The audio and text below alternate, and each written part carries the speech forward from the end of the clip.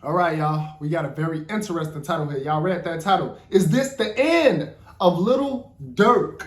His life sentence explained. We finna get right into this video, man. It's 19 minutes long. Let's see how they explain what possible life sentence he might get.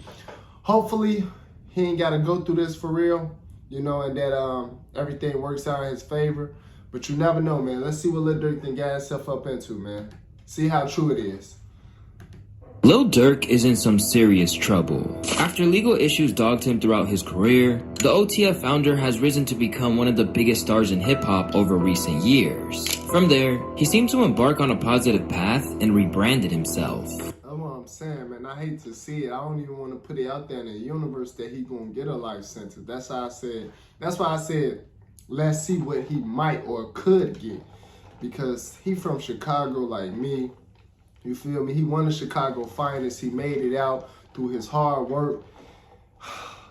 Just for it to go down like this. Man, hate to see it. I just absolutely hate to see it. But it now appears like he couldn't escape the streets of Chicago like he hoped, and the pressure to prove that he was really about that life might have caught up with him in the end. Because now, he's looking at a serious case. That's what I'm saying. One thing I would never try to do.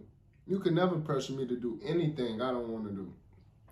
I will never, you could never get me to try to make it, for me to try to show you that I'm about that life and that I'm really from that, bro. I know where I'm really from. I don't have to prove to you where I'm really from. Like, what the hell? Which could bring his empire crumbling down forever. It's your boy Luesta, and this is Lil Durk's road to a life sentence. In recent years, it seemed like Lil Durk had really turned a corner in his personal and professional life. Once the voice of the trenches, Durk had shifted from Chicago drill to make radio-friendly tracks with the likes of J. Cole, Drake, and even country star Morgan Wallen. On the personal side, his days of putting on for Lamron or repping the BDs seemed to be... I didn't even say the name right. He didn't even say the name right. Lamron. This man said Lamron. Like, what? Long gone. Instead, Durk wanted to be the model citizen who focused on music. Recently, he took a huge step towards that when he got himself a clean record dating all the way back to 2011 when he first had legal trouble. Everybody should get a second chance at life. It's about what you do with it. Alhamdulillah. My background wiped and cleaned all of my cases. I ain't a felon no more. Who would have thought? I want to thank everyone who helped push my vision forward. Thank you from the bottom of my heart. Hashtag The Voice. Along the way, he launched his Neighborhood Heroes nonprofit organization in 2020, pledging to stop the bloodshed in Chicago once and for all. Even though he knew it was a tall order. You know, that's the number one goal. I mean, that's number one goal to stop it. But the number one priority for like us in the streets and like politician wise is to stop the violence, slow it down much as possible. And it start with everybody like just coming together. But like I say, it's hard because you probably got him over here thinking he that, but his young niggas don't even respect him. So even if he be like, when let's come together, they looking at his ass like, the fuck on. What do you think? As Durk continued to mature, he got increasingly open about That's fact, though. It do be them young niggas looking like, fuck on. Them young niggas is dangerous, boy. own issues. Earlier this year, he revealed that he was just back from rehab in an effort to not only cure his addiction to Xanax and codeine, but also to become an example for those who looked up to him. I want to embrace it, you know what I'm saying, because it helped me a lot. So I want people to not run from it or be shy from it. It was tough at first, but it ain't that tough because I really knew what I wanted. You know what I'm saying? I knew what was holding me back. I wanted better. You know what I'm saying? I want to be a better man, a better father, a better leader, thinking clearer. You know what I'm saying? And see, my main goal is peace. You know what I'm saying? Being with the family and staying out of bullshit, you know what I'm saying? Planning on building a rehab center in Chicago for others like him, he also saved the life of his friend OTF Duty by paying $100,000 for his own rehab stint. Now a Grammy-nominated artist who has converted to Islam, Durk informed the world that this meant he couldn't be affiliated with anything illegal. I don't gangbang, I'm a Muslim. Basically, what I was saying on my post, in so many words, you can't do both. I'ma be the one who says it. So if you follow me as a brother, a friend, an icon, follow me to my new chapter of life. He added, when I make music, I rap what I've seen and been through. I'm not telling you to do it. There's a huge difference. The music won't change, but my life goals will. Despite the fact that he has spent time behind bars for firearm offenses and beat an attempted murder case with his late friend King Von in 2019, Durk had rehabilitated his image to the point that Aiden Ross wondered if he would ever see the inside of the pen. Yo, Durk, yo. I'm reacting to the new song, bro. It's really good. You like it? Really, really good, bro. I have a question though. Yeah. In the video, I see a bunch of mug shots. Is that you? Yeah, all my mug shots like in my past. You been in jail? They ain't a good thing. Nah. Yeah. Like how many times? Exactly. That's definitely not a good thing. Tell me, you been to jail? He said that's so exciting. You been to jail? That's not a good thing, brother. The hell? But man, like, what's wrong with people? Times though, bro. How many mug shots up there? Yeah, nah, bro. I love the song though, bro. I'm really happy you dropped this. It's very good. I'm gonna add it to my music for sure. With successful albums that were certified gold and platinum, Durk was looking to carry on that momentum with the release of a new album entitled Deep Thoughts in November. From his early mixtapes declaring I'm a hitter to leading a foundation that's made a real impact on his community, Durk has come a very long way. His transformation was recognized in a big way, earning him not one, but two separate keys to his city. But it seems like Durk in front of the cameras and the man behind the scenes were two different things. Because it appears that even though he said he wasn't in the trenches anymore, he might have still been pulling the strings. As a result, Durk's attempt to change how the world saw him only increased the shock when the news broke that he had been snatched up on some seriously heavy charges. Coming off his first Grammy win earlier this year, Chicago-bred rapper Lil Durk is now facing charges in connection to a murder-for-hire plot. Following the arrest of 4 OTF members in connection to the death of Savier Robinson, better known as Lil Pab, rumors began to spread that the net was closing in on the people at the top of Durkio's organization. But it was still hard to believe that it was actually going to be the Grammy award-winning artist himself who would be next to find himself in handcuffs. Oh, Chad. Durk has been locked up in Broward County Jail. Hey, He's bro, there right now. You know what's crazy is when I saw this, I never knew Lil Durk, like, his birthday. It had his birthday up there. He got the same exact birthday as me. Like, he was born October 19th. I was born December 19th. We just two goats from Chicago, man. We just both two goats from Chicago. What a coincidence. But yeah, let's see how this turns out for him. Oh, this is this. Yes, Broward. He's in Florida. I got the whole thing on. Look on my stream. I got it. Oh my God, bro.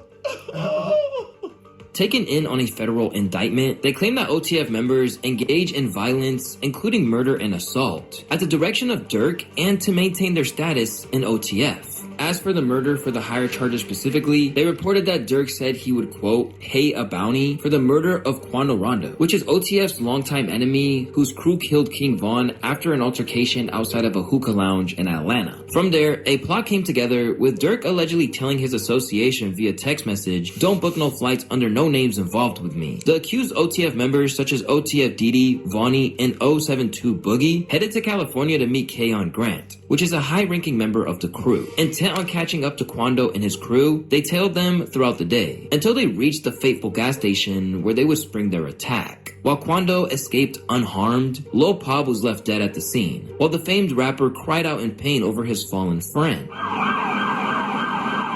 Shots fired, a fight taken to the streets, and this chaotic scene, the ending of a shooting that started in Los Angeles, California. Sheriff's deputies pulling out a man who had been shot in an SUV. Savannah rapper Quando Rondo, a passenger in that car, frantic at the sight. If you recognize that cry for help from Quando, well, that's because Durk actually sampled it on the track Same Side with Rob 49. From there, the assassins headed to In-N-Out to discuss money before heading back to Chicago. With the alleged killers behind bars, Durk Man, that's crazy. I never even heard that song before. Then he put it on the track. Come on, Lil Durk. You making this too... Come on, Lil Durk. realized that the net was closing in and was reportedly trying to book flights to Dubai and Switzerland out of Florida, but was apprehended before he could board them. With the flights purchased by OTF associated credit cards, it was alleged that an informant's recordings played key roles in linking banks to the murder for hire plan, including Durk supposedly offering music industry opportunities and cash rewards in exchange for the killing of Quando Rondo. For a lot of people, the news that Durk had got himself jammed up in a case like this after apparently turning a new life would be hard to comprehend. But if you've really been paying attention, then you would know that Durk has left a few little breadcrumbs hinting at his involvement in something like this. Ever since the passing of his close friend and leading OTF signee, Durk has been told by Chiracology Redditors, who've likely never even held a gun, that he had to quote-unquote slide for Vaughn. This is an issue I covered at length in an entire video which explained exactly why he shouldn't be getting involved in revenge plots. Ever since then, the hip-hop world has been debating over the whole thing, generally telling Durk that he needs to stay out of it and just focus on the bag. Literally, what could Durk do right now today about like King Von's murder? Nothing. Except slide for him positively? Crash out? Like, should Little Durk grab his Draco and just go, I don't know, shoot some niggas up that he felt like are responsible or had anything to do with, with Von's death? Should he go do that today? But while Quando Rondo remains alive and well, it seemed like Durk may have been more rattled by the comments than he acted, and set out a plan to get his revenge. At times, even openly alluding to the death of Lil Pub in a way that prosecutors are likely to construe as him taking responsibility for the killing. During an interview with DJ Academics, Lil Durk spoke out about the endless calls for him to avenge his fallen friend, and claimed that things had eased off for some reason. For some reason, I just don't see the comments doing. For some odd reason. I don't know. Might be the water. They kind of chilled out a little bit. I wonder why. We here though. We different in the rap. I feel like speaking of parables, I'm trying to like decode it a little bit. This was around the time that he popped up on Nardo Wick's Who Want the Smoke, where he spit, "They be on my page saying slide for Vaughn, I know they trolling me. Outside with y'all big homie, Beyond, I keep them folks with me. Got it back in blood, y'all just don't know. That's how it's supposed to be. Shh." Later on in that same track, he seemed to explicitly refer to Lil Pop's death when he said, "Better do what Nardo said, cause people die for pumping gas." That one might not go over well in court. Also, there's the incriminating comments. Damn, it's all making sense now. Oh yeah, it's all making sense. It'd be like, that. He was speaking too much. From one of Durk's LA associates, Brick Baby. In a recent interview, the rapper who... they definitely gonna try to use all this stuff against him in the court. They gonna try to use every little bit and piece of evidence they can. Who's been spotted in the studio with Durk, essentially seemed to dry snitch, stirring up even more controversy. It's slide for Vaughn, right? Yeah. They say you can't say that no more. Why? Oh, yeah, because of... Wait, no. Like, who died? You can't say that no more. Oh, because of FBG Cash? Or who? Nah, because Lil Pop.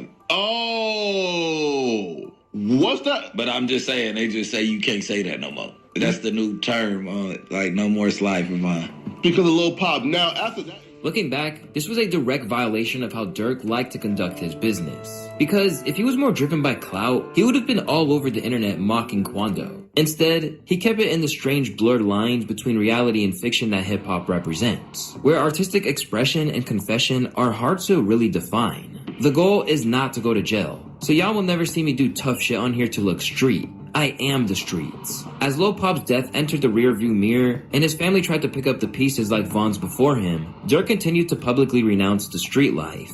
"I'm going to start by getting the city together," he told Rolling Stone at the time, "to do my part to slow down the violence. Even if you do 99% of shit right, you still got 1% of the demons with you. You get angry fast, and one reply can fuck up $8 billion.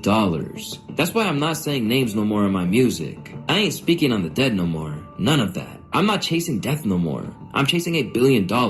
I want our kids to grow up safe and sound, to be able to have fun, to have a real life." Intent on acting like the street life was behind him, Durk continued to act like a role model in the public eye. But it's fair to say that he still adhered to elements of street code. For one thing, he had a vocal hatred of informants. Not only that, he claimed that he had an ability to sniff out a rat from a mile away, just like he did with Tekashi 6ix9ine. I really hate rats with real passions. Like, I hate you bad. I'm looking to the camera. I hate rat. But it turns out his senses weren't as attuned as he thought. As a result, it appears he might wind up fulfilling the prophecy he delivered on Redman. They ask me where I'ma be in 10 years, shit, I say the Fed. Despite Durk claiming that he could still smell a snitch a mile away, the truth was that he appears to have had a few in his camp. And now, it came back to bite him. Lil Durk been picked up by the feds. I don't know if he's been charged with nothing. Probably questioning him, put in OTF and a lot of things. But I heard somebody named OTF Jam. They said they've been calling him a rat. And basically he said, okay, I'm a rat. Well, watch this. That all this information that I know.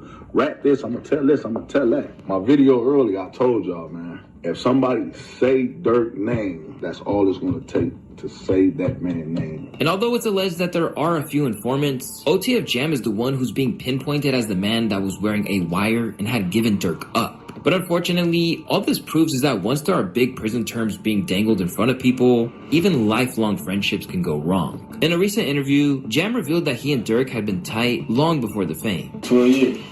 Like 12 years, did my time. Ain't told him nobody. Right. Ain't no fool shit on my name. Now I'm back. I'm living a life I know that I live. You know? Yeah, but like, if you can't talk about it, like, why did you have to sit down for 12? I went to jail for 10. It was more than that, but shit, that's what I did my time for. Well, like, how did you even get linked in with just OTF period? Bro, this ain't no people I met. I knew them, like I'm saying, this was before jail. I know Durk was rapping. Yeah, he came out there. After he came out from serving a 12-year bid, Durk took care of him, providing his friend and ally with $50K in cash, a car, and even a home. Bro, like, I remember when the money wasn't there, first I'm gonna say you 50, I got you, and I gave my lawyer money and everything when I'm fighting my case. I ain't gonna lie, Durk come through. All that, like, Durk come through. That's sure. I don't give a fuck nobody say, like, I know I'm a real witness. Like, a lot of niggas can't say anything. Ain't gonna lie, my whole time was I was straight. To really rub salt in the wounds, there is also footage of Durk actively praising Jam while he probably had a wire tucked in his shirt. Just like that, OTF Jam has single-handedly proven that when it comes down to it, there are no friends in the street. And according to There's never no friends, man. There's never no friends, for real. OTF Twin, Jam was not the only one who was integral to bringing Durk down. And unfortunately, this is another case where Durk saw it coming in his music. On the track Federal Nightmares where he rapped, "Delete my iCloud if they really on me though. When trial come, it ain't on your phone. It be your homie though. He on the stand with his head down like he don't know me though. It ain't no plot and getting no lawyer if your homie told." Now looking at a life sentence or even the death penalty in Florida, it's easy to look at the betrayals Durk has suffered and think that his friends sold him out. But the sad fact remains that if he was really leading the life of a reformed man that he claimed to be, he wouldn't be in this situation. Despite the fact that the street mentality told him what he should have done, every other instinct and circumstance of his life should have told him not to retaliate. Even King Von's grieving uncle, Range Rover Hang, has said that it was in his hands to break the cycle and leave the street life behind once and for all. As in his opinion, it led not only to the death of King Von, but Durk's late brother, D-Thang, too. Rest in peace to D-Thang. If he died, I don't know if he died yet. I'm hearing on the internet, I don't know if he died. Like, but I'm not the type of nigga y'all gotta keep getting mad at. Like, I fuck with Durk. He BD, I'm GD, but I still fuck with him and I fuck with his music, his movement. He making money. I'm not a hater. I love to see what he doing. Shorty up $30-40 million. Like, I love to see that because I'm from one block. He from the next block over. My daddy used to hang with Durk daddy. Think his brother been throwing parties for years. Nothing ever happened to D-Thang. Something just happened to him now because Durk said he'd send these people names and songs. Really, you in a position to empower Chicago to make us a better city. You should be like, man, I ain't know none of that no more. The advice didn't just come from inside Chicago either. During an appearance on $1 Million of Game, Wallow openly pleaded with Durk to refrain from doing anything rash to get back at Rondo and his crew. To start, he shared a personal anecdote about his own moral dilemma that threatened to consume him. The living conditions, nigga, you big, that's not you. You're not what the you going through, so just hold on and keep going. Because I'm telling you, man, I can name 20, 30 niggas and my homies is dead. I'm here, though. And I'm going to say some shit that, like, this is documented. You know, I got a TED Talk. I forgave my brother's killer. And I'm saying it to say this. Nigga that killed my brother. My brother died in my grandma's arms. In the house that we grew up in. He shot my brother. He ran to the house. He died in Eddie Hall when she opened the door. So I'm telling you, this some real shit, man. But rather than heed the warnings of people like Wallow, Durk allegedly decided to tap. Wallow definitely gave him some real. That's what I would have told Durk too. Everything Wallow told Durk, that should have been all Durk needed to hear right then and there. Like, dang, like you could have got back the dude that killed your brother in your grandma's arms, but you chose to forgive him. You chose to forgive him. Forgiveness is very, very. That's a different level of power. Forgiveness is a different level of power. Me, I'm taking the Wallow route every time. That's how you're gonna be. If you're really trying to become a billionaire, that's how you're gonna become a billionaire. That's how you're gonna become powerful. Forgiveness is the biggest power for sure. Into his old ways. And because of this, people like Charleston White feel that he made his bed. And if he's not careful, he might die in it. Now your favorite rapper go to jail and look like he got a no bond like me. That boy got a federal no. I bet that nigga asshole and closed up. He got a burp to pass gas. He can't even fart out his ass. I know the feeling. Boy, they get your ass and they put a hole on you. Now look, y'all favorite rapper. What do Charleston White be talking about? What do he be talking about, bro? He called himself the boy. He got an album coming out. Won't be no album release party. Oh my goodness. No, them boys, man, the money gone. Ooh-wee. In one moment where your emotions override your best intentions, your whole life can change. And unfortunately, it's looking like that might lead Durk to no longer spend his nights in penthouses, but penitentiaries instead. Since his early days, Durk was intent on making it as a rapper. So even when his friends were in the streets, the music remained his focus. What was your prior relationship with Durk though? Like how'd you guys become cool, and how'd you guys become so close? We out the block. It's just like how we is, where we from. We all real close, like, you see what I'm saying? So it's just one of the guys. He just happened to be rapping. He figured out what he do, want to do. Everybody else as a whole, I'm gonna say as a whole, we don't know what we want to do. Well, at the time, I ain't know what I want to do. We finna try to be the biggest drug dealers. We thinking streetwise. But he just one of the guys. He rapping and this shit working. From the very start of his career, he's been trying to leave his old life behind for good. Coming from feeling like the underdog to standing on top of the city, it feels good. It feels good to just be working and to be motivated by the hate going on, but to still be able to do Stop the Violence programs and be a part of Chicago, period. Durk informed the Fader way back in 2015, but I had to sacrifice to get here. I had to sacrifice friends. I even had to sacrifice my house because I used to live in the wrong area. I had to stay out of the streets, stay out of the way. I had to sacrifice the streets. But rather than be able to reap the rewards of everything he had accomplished, Durk is now looking at a lengthy trial which might lead to a life sentence. From the inside, Durk can no longer be the voice that helps to uplift Chicago. Instead, he's just gonna be a cautionary tale of what happens when that city and its street warfare clouds your mind and judgment. Durk can help his city from the inside. All his team can hope for at this point is that there's a way out of a predicament that looks impossible to overcome. As always, it's your boy Luesta, and I want to thank y'all for watching. That's it, man. It's crazy. It's almost like the stuff Lil Durk was rapping about during some of his songs. It's almost like he expected it to go down just like this. Like he knew it was a great chance it might even go down just like this. If you really listen to the lyrics in his songs, man. We gonna see what happens. We gonna see if he able to not be guilty or what they say when he start going to court or whatever. It's gonna be a long case, I feel like, just like how it is with YSL. I don't think it's gonna be a quick case. It's gonna be a long case. They're gonna try to drag this out just like they doing with the YSL case. But y'all let me know what y'all think down in the comments below. Y'all know what to do. Subscribe to the channel if you're new, and I'll see y'all next.